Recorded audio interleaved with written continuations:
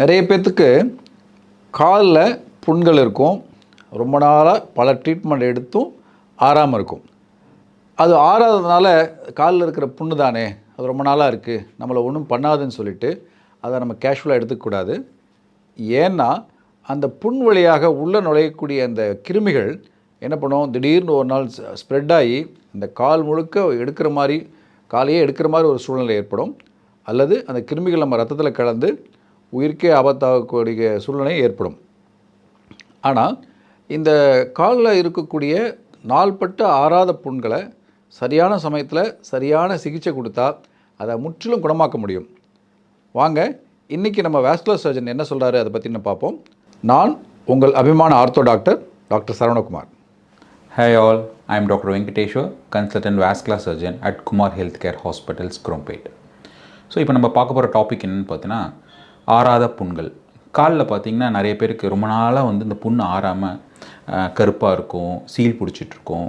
அது வந்து பார்த்திங்கன்னா சில பேருக்கு வந்து முட்டி கீழே எடுக்கிற அளவுக்கு கூட கால் போயிடும். ஸோ இதுக்கு ரீசன்ஸ் அப்படின்னு என்னென்னு பார்த்தீங்கன்னா நிறைய ரீசன்ஸ் இருக்குது. அதில் முக்கியமாக வந்து வாஸ்குலர் ரீசன்ஸ். எங்கள் சைடு நாங்கள் அஸ் அ வாஸ்குலர் சர்ஜன் நான் என்ன சொல்ல வரேன்னா, வாஸ்குலாரிட்டி தான் ரொம்ப முக்கியம் ஒரு காலுக்கு. அந்த நல்ல வாஸ்குலர் இருந்ததுன்னா நம்ம கண்டிப்பாக வந்துட்டு புண் நல்லாவே ஆறி போயிடும். ஸோ ஃபஸ்ட்டு அசஸ்மெண்ட் பார்த்திங்கன்னா வாஸ்குலர் அசஸ்மெண்ட். ப்ளட் ஃப்ளோ எப்படி இருக்குது, பல்ஸ் இருக்கா, ஃப்ளோ எப்படி இருக்குது, இதெல்லாம் நம்ம பார்க்கணும். செகண்ட் வந்து ஆஸ்டியோமைலிட்டிஸ் அப்படின்னு சொல்லி இந்த ஆர்த்தோ ப்ராப்ளம். இந்த போன் ஏதாவது இன்ஃபெக்ட் ஆகிருந்தால் கூட இந்த புண் வந்து ஆறாமல் அப்படியே உள்ள இந்த போன்லேருந்து அந்த கசிர் வந்து புண்ணை ஆறாமல் வச்சுக்கும்.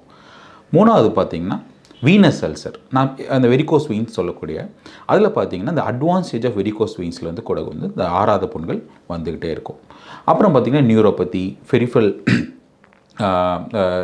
பெரிஃபரல் வாஸ்குலர் டிசீஸ், அப்புறம் டயபெட்டிக் நியூரோபதி, இதெல்லாம் வந்து அதர் ரீசன்ஸ் ஆஃப் அந்த ஆறாத புண்கள்.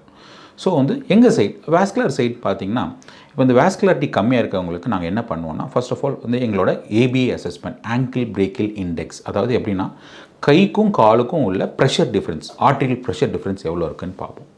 சப்போஸ் கையோட காலில் ப்ரெஷர் கம்மியாக இருக்குது அப்படின்னா நம்ம கண்டிப்பாக வந்து அது வந்து என்னென்னு பார்க்கணும். என்னென்னு பார்த்துட்டு சிடி என்ஜிஓ வேணுமா, டாப்லர் ஸ்கேன் எதாவது பண்ணணுமா அப்படிங்கிறது நம்ம அதர் இன்வெஸ்டிகேஷன்ஸ் பண்ணுவோம். அப்படி பண்ணிவிட்டு அப்புறம் என்ன பண்ணுவோம், சப்போஸ் பிளட் ஃப்ளோ ரொம்ப குறைவாக இருக்குது, இல்லை வந்துட்டு அதோட ப்ரெஷர்ஸ் ரொம்ப கம்மியாக இருக்குது அப்படின்னா அதை இன்க்ரீஸ் பண்ணால் இப்போலாம் வந்து அட்வான்ஸ் டெக்னிக்ஸ் வந்துருச்சு.